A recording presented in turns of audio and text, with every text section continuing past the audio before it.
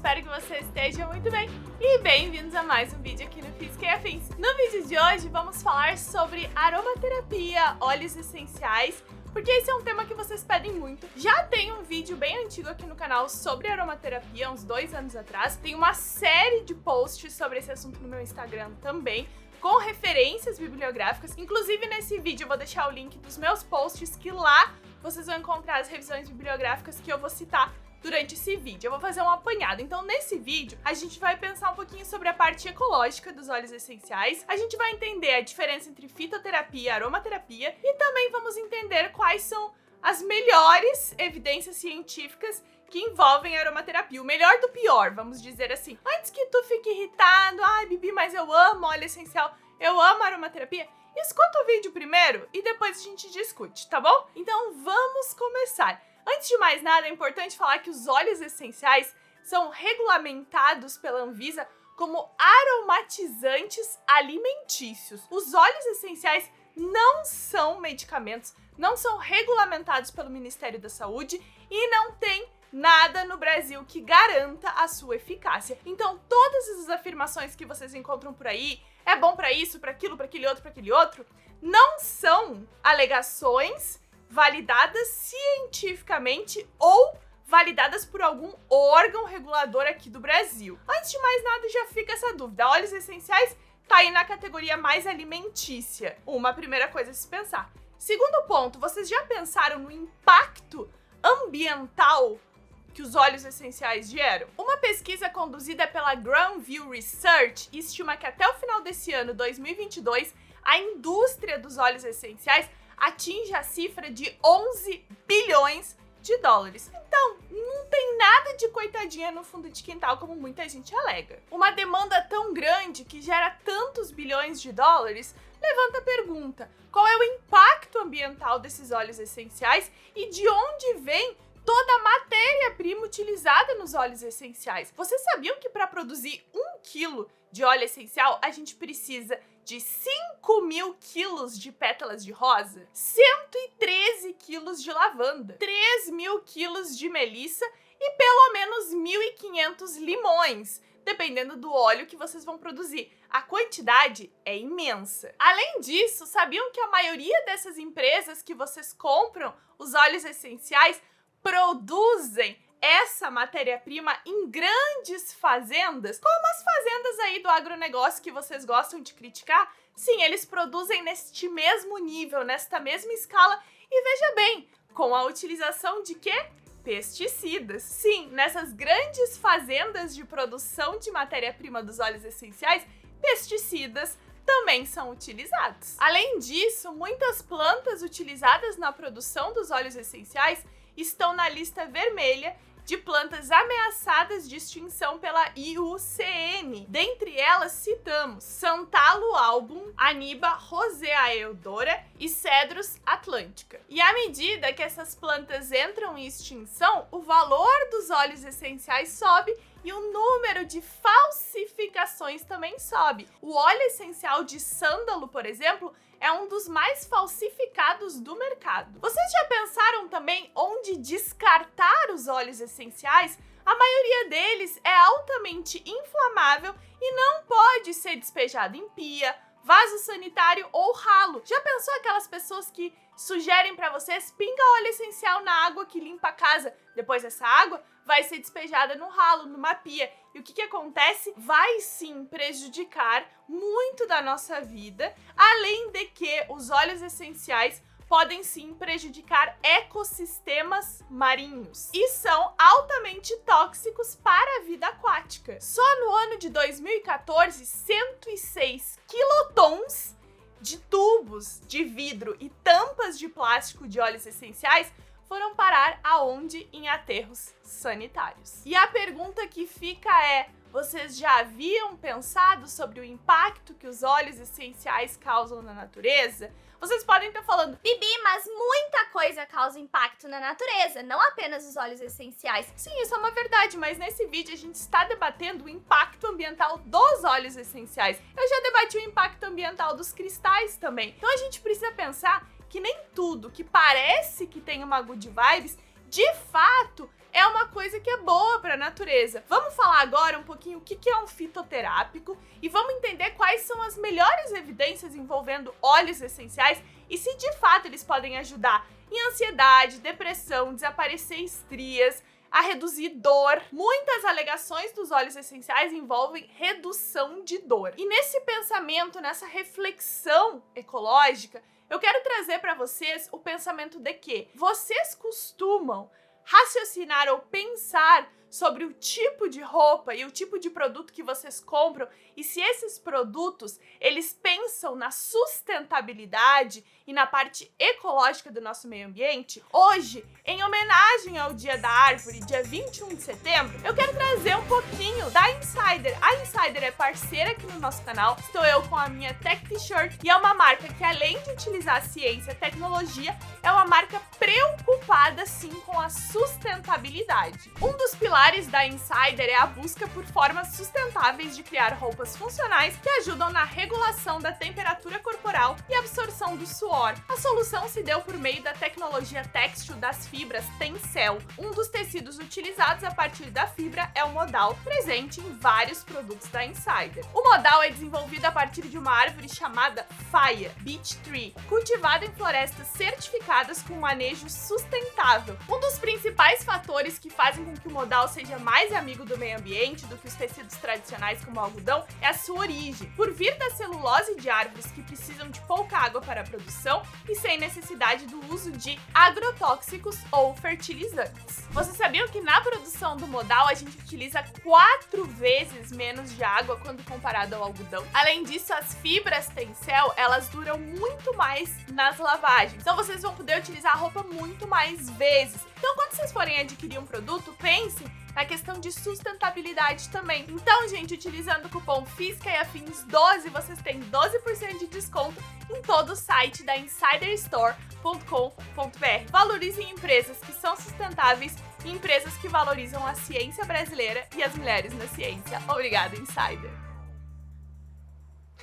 Muitas pessoas perguntam a diferença entre fitoterapia e aromaterapia. A fitoterapia é um ramo, uma área de estudos que envolve plantas medicinais. Os medicamentos fitoterápicos são medicamentos regulamentados pela Anvisa, Ministério da Saúde. Importante falar que para uma planta ser considerada medicinal, ela tem que ter passado por pelo menos 30 anos de estudos e comprovação no Brasil e em outros países 50 anos de estudos comprovados. Então, para que algo seja de fato comprovado cientificamente, muitos anos se passam. Não adianta falar, pinguei um olhinho aqui, joguei um olhinho lá e funcionou. Se não tem comprovação científica, não adianta de nada. É uma palavra solta ao vento. Se vocês querem aprender mais sobre fitoterapia e plantas medicinais, assistam a live aqui no canal feito com a professora doutora Bagnólia Costa, um dos maiores nomes da pesquisa em plantas medicinais e fitoterapia no Brasil. Tem uma live com ela aqui no meu YouTube e uma live com ela no meu Instagram também. Apesar dos óleos essenciais terem um cheirinho gostoso, uma coisinha deliciosa, eles carecem de comprovações científicas, carecem de evidências fortes. Estudos temos aos montes, aos milhares. Agora, comprovação científica são outros 500. Importante falar que a maioria dos estudos é fraco, é pobre e não é feito com metodologia forte. O que isso quer dizer? Para que um estudo em aromaterapia seja considerado forte, padrão ouro, precisamos estudos pelo menos duplos cegos, precisamos grupos de controle, os grupos que vão testar o produto, os grupos placebo, muitas pessoas envolvidas na pesquisa e muitas evidências científicas. Lembrem-se, para alegações extraordinárias, necessitamos evidências extraordinárias. E não adianta falar, Mas é que a ciência ainda não provou. É que ainda não veio a comprovação. se não veio a comprovação, então a gente não pode falar nada. A gente tem que calar a boca e ficar quieto, nem que sim, nem que não. O que mostra, por enquanto, em alguns óleos essenciais, são evidências fracas ou moderadas para determinadas condições. Agora, vamos falar um pouquinho sobre dor? Muito se afirma que a aromaterapia é boa para dor, até a dor do parto as pessoas falam. Mas as evidências carecem, não temos evidências fortes, temos evidências ao contrário, de que são fracas de que a dor é subjetiva, a dor pode ser manejada de diferentes formas. Por exemplo, uma dor pode ser alterada com uma alteração de humor da pessoa, uma alteração de ambiente, uma coisa engraçada, o próprio óleo essencial. Mas isso não quer dizer que é algo eficaz. Pode ter ali uma função momentânea e é diferente de um tratamento eficaz para aquela condição. Muitos estudos são realizados in vitro, mas in vitro até a água mata a corona, não é mesmo? Então não adianta fazer os estudos in vitro e afirmar que aquilo funciona em pessoas. Essa extrapolação não serve. De acordo com o NIH, National Institute of Health, sim, o olfato desempenha um papel importante ali com os óleos essenciais, porque quando a gente vai cheirar este óleo essencial, algumas atividades no nosso cérebro acontecem e podemos sim ter algumas alterações fisiológicas. Mas isso poderia ser com o cheiro de um óleo essencial, cheiro de um chocolate, um cheiro de uma outra coisinha que vai causar uma transformação fisiológica. Eu nunca disse que os óleos essenciais são inúteis ou que existe zero evidência. Eu não disse isso. Então, antes que alguém venha aqui julgar de alguma forma, presta atenção no que eu tô falando. Entende a parte científica do assunto. Os óleos essenciais podem, por exemplo, causar alergia, irritações, e os óleos essenciais com bases cítricas podem causar uma sensibilidade ao sol, trazendo até manchas para nossa pele. Vou trazer aqui o exemplo de alguns óleos essenciais que possuem maior número de pesquisas. A melaleuca, por exemplo, a tea tree, é um óleo essencial que possui algumas evidências fracas de que vai ajudar no tratamento de uma acne leve a moderada, mas não diz a concentração, a quantidade, a forma de utilização. Algumas pesquisas têm essa indicação. Importante falar que vários cosméticos têm a melaleuca ali dentro, só que cosméticos não tratam acne, por exemplo. Hortelã-pimenta, o óleo essencial de hortelã-pimenta. Alguns estudos sugeriram que poderia ajudar na síndrome do intestino irritável, mas outras pesquisas mostram que cápsulas contendo hortelã-pimenta causavam azia. Então a gente tem aí uns estudos um pouco controversos. A lavanda mesmo, existe inúmeras alegações que vai ajudar na ansiedade, te deixar calmo, mas gente, evidências não tem. Os estudos que foram feitos não comprovaram. Quando eu digo que não tem evidência, não quer dizer que não tem estudo. Quer dizer que os estudos que existem não comprovam essas alegações. Uma revisão sistemática feita pela Cochrane mostra estudos que alegam que a aromaterapia ajudaria na questão de câncer, dores ou no próprio tratamento.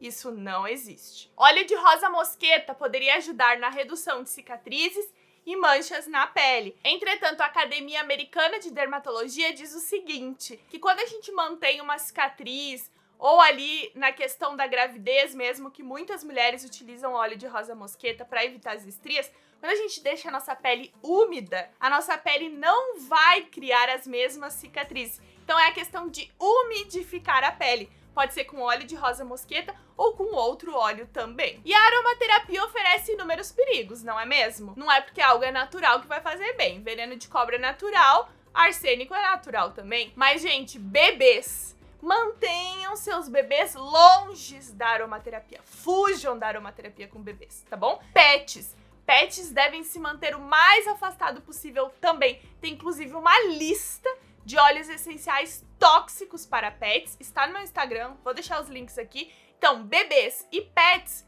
sem aromaterapia, zero. Ou vocês podem causar, infelizmente, consequências irreversíveis. Pessoas que sofreram com os óleos essenciais já foram documentadas na literatura. Aqui eu trago o caso de uma moça que utilizou óleo essencial por muito tempo e a pele do rosto dela ficou destruída. E hoje, 4 anos após parar o uso dos óleos essenciais, ela ainda lida com as consequências. E uma outra moça chamada Rachel utilizou diversos óleos essenciais pelo período de 1 ano e diz o seguinte: não acho que as pessoas estão cientes de que, embora sejam produtos naturais, podem causar danos reais. Sim, muita gente acha que é natural, então não tem problema. Os óleos essenciais podem representar um cheirinho bom, uma coisinha boa, etc, etc, mas também podem trazer perigos. Vocês me perguntam muito sobre essas empresas que vendem óleos essenciais. A maioria é um efeito aí marketing multinível, para não dizer pirâmide,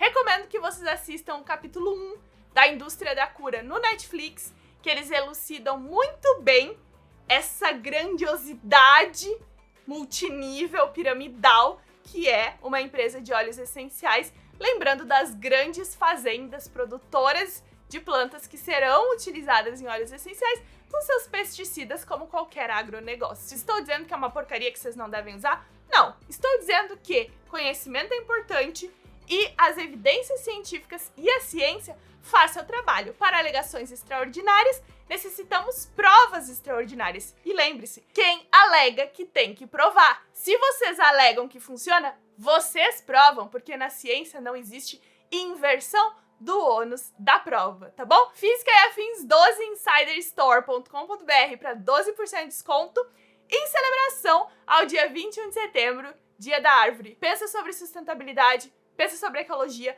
pensa sobre o teu consumo.